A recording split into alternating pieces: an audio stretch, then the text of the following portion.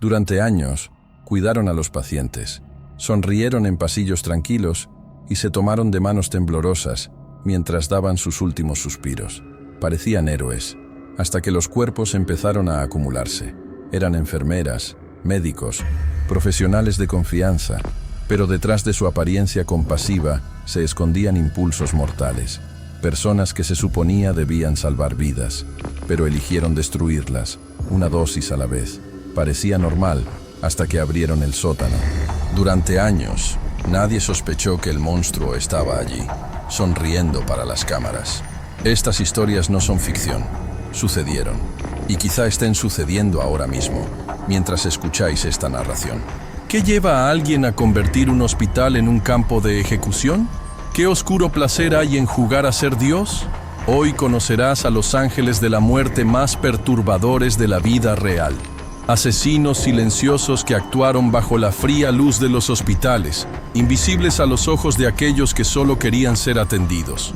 Muchas personas ven nuestros videos pero aún no están suscritos. Si te gustan los crímenes reales, si quieres seguir siguiendo casos perturbadores como este, deja tu like ahora y suscríbete al canal. Esto nos ayuda a seguir sacando a la luz estas historias oscuras y garantiza que no se pierda ni un solo detalle de la próxima investigación. Después de todo, el próximo monstruo podría estar justo donde menos lo esperas, usando una bata de laboratorio y diciendo que te va a ayudar. Kenneth Erskine, el estrangulador de Stockwell, Inglaterra, 1986. En el corazón del barrio de Stockwell de Londres, donde el silencio de las tardes y la rutina de los mayores creaban un paisaje apacible, algo oscuro comenzó a infiltrarse por las rendijas de las puertas cerradas. En 1986, una serie de asesinatos en serie sacudieron a la comunidad, donde se encontraron cadáveres de personas mayores en sus casas y residencias de ancianos, a menudo con evidentes signos de estrangulamiento manual. Las víctimas, débiles, solitarias, a menudo invisibles para la sociedad, fueron atrapadas en el lugar donde deberían haber estado más seguras, sus propios hogares. La escena del crimen, aunque discreta, presentaba las marcas de una violencia íntima y perturbadora. Había algo personal y cruel en cada muerte, como si el asesino buscara no solo matar, sino también dejar un mensaje silencioso de dominio y perversión. La tranquilidad del barrio fue invadida por el miedo. Un miedo que dormía en la almohada junto a los más frágiles. Detrás de esta ola de terror estaba Kenneth Erskine, un joven sin hogar de aspecto inofensivo en cuya mente se escondían profundas capas de psicopatía. Su infancia estuvo marcada por el descuido y el abandono, creciendo entre instituciones y calles, desarrollándose un perfil criminal inquietante. Con graves trastornos mentales no tratados y un historial de comportamiento errático, Erskine veía a los ancianos como blancos fáciles para su sed de control y perversión. Su modus operandi era metódico y silencioso. Invadía las casas por ventanas sin llave o puertas olvidadas, se colaba en el dormitorio y luego aplicaba la fuerza de sus manos en el cuello de la víctima, prolongando el sufrimiento, casi como si saboreara cada segundo de la muerte ajena. En algunos casos, había rastros de abusos sexuales, lo que aumenta aún más el grado de monstruosidad de los crímenes. A pesar de actuar con discreción y aparente frialdad, el asesino cometió errores que, poco a poco, dejaron un rastro invisible. Los investigadores de la escena del crimen comenzaron a conectar patrones entre los asesinatos. La falta de señales de entrada forzada, el tipo de estrangulamiento y pequeños trozos de evidencia dejados, como mechones de cabello enredados en almohadas y huellas dactilares mal borradas. Fue precisamente su insistencia en un detalle burocrático lo que selló su destino. Erskine fue capturado cuando se presentó en una agencia gubernamental para cobrar un cheque de desempleo. Lo que no sabía es que su rostro ya figuraba en los archivos de Scotland Yard. El arresto no fue espectacular, pero la posterior revelación de sus crímenes conmocionó incluso a los agentes más experimentados. Había más aquí que un simple asesino. Había un depredador que explotaba el abandono y la invisibilidad social. Durante el juicio, Erskine mostró un comportamiento que parecía fluctuar entre el delirio y la indiferencia total. Los psicólogos forenses informaron sobre graves rasgos de esquizofrenia y desviaciones psicopáticas, pero esto no disminuyó el horror de las pruebas presentadas. El tribunal recomendó que nunca fuera liberado y y recibió 7 cadenas perpetuas. Sin embargo, una pregunta inquietante pendía sobre el caso. ¿Cuántos otros cuerpos habían sido enterrados en silencio sin que jamás se los relacionara con él? La criminalística reconoció la existencia de asesinatos con características similares, pero que nunca contaron con pruebas suficientes para una acusación directa. El propio Erskine, en momentos de aparente lucidez, aludió a otros que merecían morir, proyectando una sombra aún más oscura sobre su ya inquietante trayectoria. Kenneth Erskine se convirtió en un nombre susurrado en los pasillos de los hogares de ancianos y entre los vecinos de Stockwell durante décadas. Un símbolo de cómo el mal puede esconderse detrás de rostros borrados por la marginalidad. Pero, por desgracia, no fue el único que puso la mira en los ancianos como presa. Mientras Londres aún procesaba el rastro de terror dejado por Erskine, otra historia tomaba forma, esta vez en las tranquilas calles de Blackpool. Se acercaba un nuevo depredador, y su apodo dejaría cicatrices tan profundas como sus crímenes. Stephen Akinmurele, el vampiro de Blackpool, Inglaterra, 1998. En Blackpool, una ciudad costera conocida por sus atracciones turísticas y su ambiente familiar, el mal acechaba en los callejones sin salida, lugares donde la calma parecía proteger a los residentes de cualquier amenaza. Fue en este escenario que surgieron informes de muertes misteriosas entre ancianos, muchas veces clasificadas como naturales o accidentales. Pero bastaba una mirada más atenta para notar las inconsistencias. Algunas víctimas presentaban lesiones incompatibles con caídas comunes. Otros simplemente no tenían una explicación plausible para sus heridas. Mientras que los periódicos lo trataron como tragedias aisladas, la policía comenzó a notar un patrón. El horror se desarrollaba al margen de la rutina, liderado por un joven cuya rabia era tan profunda como silenciosa. Stephen Akinmurele, más tarde apodado por la prensa como el vampiro de Blackpool. Stephen era un nombre que pasaba desapercibido, pero detrás de él había una historia de violencia temprana, impulsividad y profundo resentimiento social. De origen nigeriano, Akinmurele cargó con marcas de rechazo y conflicto desde su juventud. Su perfil criminal revelaba una personalidad explosiva y un creciente desprecio por sus mayores, a quienes culpaba de una vida de abandono y fracaso. Su modus operandi era brutal y directo. Utilizaba fuerza física extrema u objetos improvisados, como trozos de madera o porras caseras, para atacar silenciosamente a sus objetivos. En algunos casos, prendía fuego a los lugares después de los crímenes, en un intento de borrar huellas o quizás por puro placer destructivo. Los investigadores se enfrentaron a un verdadero laberinto, ya que los asesinatos no seguían un patrón rígido y a menudo se clasificaban como accidentes domésticos o muertes naturales. El ambiente empezó a cambiar cuando una serie de incendios empezaron a levantar sospechas. El mismo nombre, repetido en testimonios vagos, surgió en las investigaciones. Stephen Akinmurele. Cuando fue arrestado, no dudó en confesar. Dijo, fríamente, que había matado al menos a 5 personas, tanto en Inglaterra como en la isla de Man. Su confesión fue descrita como una mezcla de arrebato y orgullo oscuro. En las cartas encontradas después de su detención, había frases perturbadoras que revelaban su odio hacia los ancianos y el placer que sentía al matarlos. Algunos pasajes indicaban una visión distorsionada de la realidad, en la que se veía a sí mismo como un agente de limpieza social, como si simplemente estuviera cumpliendo una función natural. El caso adquirió aún mayores proporciones cuando se descubrió que ya había sido investigado por muertes anteriores, pero siempre había escapado por falta de pruebas concretas. Antes de que pudieran juzgarlo, Akinmurele se quitó la vida en su celda, ahorcándose con una sábana. Para los investigadores, su muerte dejó un rastro de frustración y preguntas sin respuesta. El verdadero crimen pasó a ser, una vez más, un caso sin resolver en su totalidad. ¿Cuántas de las muertes atribuidas a accidentes fueron en realidad ejecuciones a sangre fría a manos de Esteban? ¿Cuántas víctimas murieron sin que nadie sospechara nada? Su ausencia en el tribunal impidió que muchas verdades salieran a la luz, y para las familias de las víctimas solo quedó el vacío del duelo sin justicia.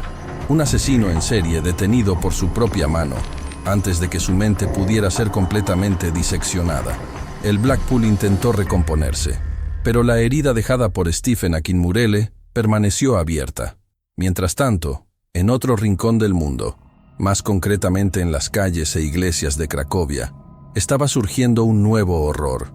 Un adolescente polaco, obsesionado con el sufrimiento y la muerte, dejó su huella en las sombras. Lo que parecía un caso aislado se convertiría en un espectáculo de rara crueldad, protagonizado por un joven que se autodenominaba artista del dolor humano. Karol Kot, el vampiro de Cracovia, Polonia, 1964-1966.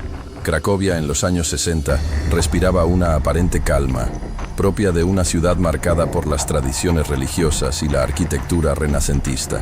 Pero bajo las cúpulas de las iglesias y por los pasillos silenciosos de los viejos edificios merodeaba un espectro. Entre 1964 y 1966, una serie de apuñalamientos aleatorios comenzaron a quebrantar la paz de la vida cotidiana. Las víctimas eran en su mayoría personas mayores, pero con el tiempo, incluso los niños empezaron a ser atacados. Los crímenes ocurrieron en lugares impensables, dentro de iglesias, en escaleras públicas, incluso en ascensores. Fue como si el asesino buscara no solo quitar vidas, sino destruir el sentido de seguridad colectiva. El miedo se extendió como la niebla y la ciudad comenzó a sospechar incluso de las sombras. Estaban haciendo lo que más tarde se llamaría el vampiro de Cracovia. Karol Kot era un nombre común, pero escondía una mente poco común. Con solo 17 años en el momento del primer ataque, Karol ya demostraba una fascinación morbosa por la muerte y el dolor ajeno. Hijo de una familia aparentemente tradicional, sus profesores lo describieron como inteligente, pero frío y distante. Su psicopatía no se manifestaba mediante impulsos incontrolados, sino más bien mediante una planificación meticulosa. Su modus operandi era cruel. Se acercaba a sus víctimas por detrás y les propinaba golpes de cuchillo precisos, silenciosos y a menudo fatales. Más tarde, comenzó a intentar realizar envenenamientos públicos, esparciendo dosis de arsénico en botellas de refresco dejadas en lugares públicos. Era como si estuviera llevando a cabo un experimento siniestro en la sociedad, poniendo a prueba los límites del pánico y la indiferencia. Las investigaciones inicialmente se estancaron. La ausencia de estándares fijos dificultó la construcción de un perfil criminal efectivo. No hubo motivación aparente ni conexión directa entre las víctimas, hasta que una señora sobrevivió a uno de los ataques y valientemente proporcionó información decisiva. El boceto condujo al arresto de Karol Kot, quien no negó los crímenes. En la comisaría mostró una calma inquietante. Dijo, con convicción, que matar le daba una sensación de control y de realización personal. Más que eso, se veía a sí mismo como un artista del sufrimiento humano. Las entrevistas psiquiátricas revelaron rasgos graves de trastorno de personalidad, falta de empatía y una visión filosófica distorsionada del valor de la vida. Para Karol, las víctimas eran solo instrumentos para su propia expresión. Durante el proceso, su frialdad causó asombro. Sin remordimientos, describió los crímenes con detalle, como si estuviera narrando una obra de ficción. Era narcisista, elocuente y parecía deleitarse con la atención del público. La sentencia fue severa, pena de muerte en la horca. En 1968, a la edad de 21 años, Karol Kot fue asesinada por el Estado polaco, pero el daño que causó dejó cicatrices profundas. Sus crímenes no fueron simplemente asesinatos en serie, fueron manifestaciones de una mente que veía la violencia como lenguaje artístico. Los forenses clasificaron el caso como uno de los más emblemáticos de la Polonia comunista, tanto por el perfil del asesino como por el terror psicológico impuesto a la población. Pero el mundo del crimen real nunca duerme mucho tiempo. Mientras Europa cerraba el sangriento capítulo dejado por Kot, al otro lado del Atlántico, en las olvidadas calles de Los Ángeles, otro depredador andaba suelto. Un hombre sin rostro que se aprovechaba de los más vulnerables de los invisibles, los sin techo, y dejaba tras de sí símbolos extraños y rituales macabros. La siguiente historia se escribiría con sangre y silencio. Bogne Greenwood, el asesino sin hogar. 1964-1975. En las olvidadas mañanas de Los Ángeles, entre callejones húmedos y viaductos, un espectro se movía en silencio. Durante más de una década, comenzaron a aparecer cadáveres, casi siempre de hombres mayores, solitarios y sin hogar. Sus muertes, aunque brutales, pasaron desapercibidas para la sociedad, que ya se había acostumbrado a la invisibilidad de las personas sin hogar. Pero los detalles que surgieron en las escenas del crimen desafiaban cualquier explicación simple. Copas de vidrio con restos de sangre, anillos de sal dibujados alrededor de los cuerpos, símbolos que recordaban rituales ocultos. Al principio nadie conectó los puntos, pero detrás de la cortina de la indiferencia social, un asesino en serie estaba dando forma a su propio trabajo. Silencioso, metódico y absolutamente oscuro. Vaughn Greenwood era un nombre que nadie conocía hasta que fue demasiado tarde. Nacido en un hogar inestable con una historia de violencia y abandono, Greenwood pasó su vida en instituciones y prisiones. Llevaba dentro de sí un odio profundo hacia todo lo que representaba fragilidad, una característica recurrente en los perfiles de psicopatía no diagnosticada. Su modus operandi evolucionó con el tiempo. Decapitaba a sus víctimas con precisión quirúrgica, dejaba objetos rituales alrededor de los cuerpos y, según evidencia forense, bebía parte de la sangre de aquellos a quienes asesinaba.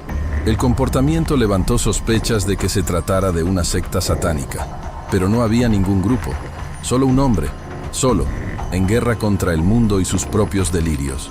La investigación tardó años en conectar los crímenes. La dispersión de los asesinatos en el tiempo y el espacio, combinada con el hecho de que las víctimas vivían al margen de la sociedad, dificultó cualquier intento de mapeo. Sin embargo, una serie de crímenes en 1974 llamaron la atención de los detectives de homicidios. Las escenas del crimen, aunque dispersas, comenzaron a mostrar un patrón, un perfil criminal específico, con rasgos ritualistas y conductas compulsivas. Cuando Greenwood irrumpió en la casa de un hombre de clase media y dejó una carta con su nombre, los investigadores finalmente tuvieron un punto de partida. Lo que nadie esperaba era que, días después, intentaría entrar en la casa del actor Burt Reynolds, un error que marcaría el principio de su fin. El arresto de Greenwood fue tan extraño como su trayectoria criminal. Lo encontraron escondido en una lavandería industrial, desnutrido, desorientado y rodeado de recortes de periódicos sobre sus propios crímenes. Durante el interrogatorio, no mostró signos de culpa. Al contrario, dijo que estaba haciendo algo más grande. Su mente era un laberinto de delirios místicos y frías racionalizaciones. Condenado por 9 asesinatos en serie, Greenwood recibió una sentencia de cadena perpetua. Pasó el resto de su vida en una celda, donde murió en 2020. El caso marcó a la ciencia forense estadounidense como un cruel ejemplo de cómo el desprecio social por ciertos grupos puede permitir que un depredador se esconda a plena vista y mate con impunidad durante años. Pero si Greenwood elegía a sus víctimas porque eran invisibles a los ojos del mundo, la siguiente historia revela a alguien que operaba en un entorno donde la confianza era total, un lugar de cuidados, donde el peligro parecía imposible. En el corazón de un hospital de veteranos, una mujer con bata blanca y sonrisa amigable escondía intenciones letales.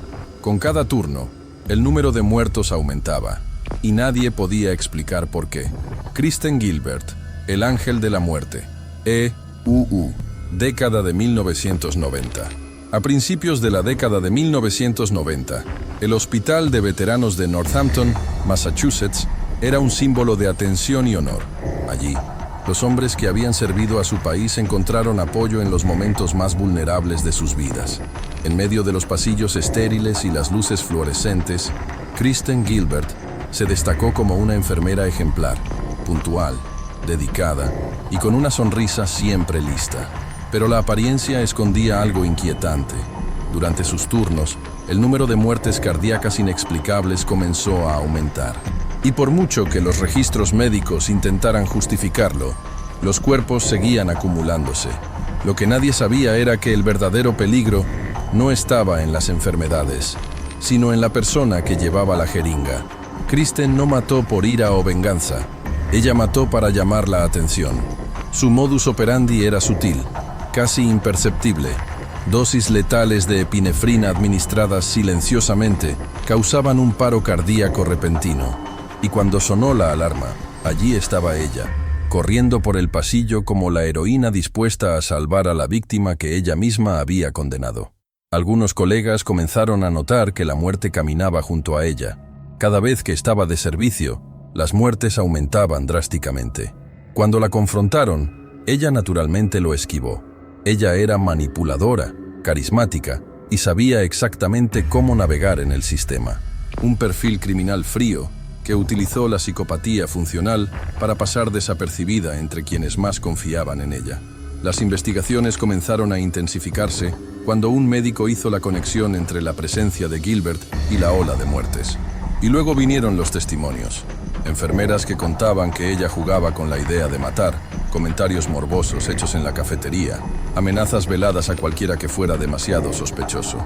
Ante la creciente presión, Kristen intentó desviar la atención con llamadas telefónicas anónimas e incluso amenazas de bomba al hospital. Pero el asedio ya estaba terminando. Cuando finalmente fue arrestada, su frialdad durante el interrogatorio sorprendió a los investigadores. La evidencia, que incluía registros manipulados y patrones de comportamiento en paros cardíacos, dejó en claro que no se trató de negligencia, sino de un asesinato en serie. En el juicio surgieron los detalles más inquietantes. Kristen había matado al menos a 4 pacientes e intentado matar a otros 2, aunque se sospecha que el número real de víctimas es mucho mayor. La motivación detrás de los crímenes parecía girar en torno a una obsesión: llamar la atención de un colega médico del que estaba enamorada. Una justificación banal para un comportamiento absolutamente aterrador. Diagnosticada con trastornos de personalidad y rasgos narcisistas, fue condenada a cadena perpetua, sin posibilidad de libertad condicional.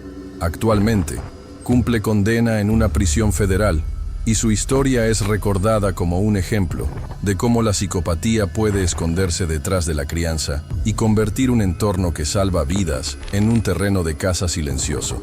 En los hospitales, lo que parece un gesto de empatía a veces puede ocultar intenciones nefastas. El caso de Kristen Gilbert es un recordatorio de que el peligro no siempre viene con un rostro amenazante. A veces viste de blanco, sonríe dulcemente y lleva el nombre de Ángel, aunque sus manos estén manchadas de muerte. ¿Cuántas víctimas nunca fueron encontradas? ¿Y cuántos ángeles de la muerte caminan todavía entre nosotros, intocables, irreconocibles, listos para atacar de nuevo? Si te impactaron estos casos, deja un me gusta ahora. Demuestra que quieres ver más historias reales como esta. Suscríbete al canal y activa la campanita, porque cada semana sacamos a la luz crímenes que el mundo intentó olvidar. Y si quieres continuar este oscuro viaje, haz clic ahora y conoce el caso del cirujano que escondió cadáveres dentro de su propia clínica. No creerás lo que se encontró dentro. Nos vemos en el próximo vídeo.